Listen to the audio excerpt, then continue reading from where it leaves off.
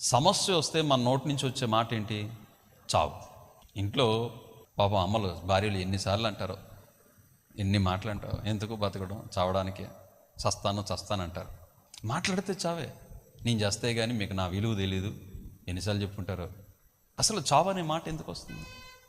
ఈరోజు ఒక వ్యక్తి ఎగ్జామ్ ఫెయిల్ అయిపోతే మొట్టమొదటి వచ్చే ఆలోచన ఏంటి? చావు.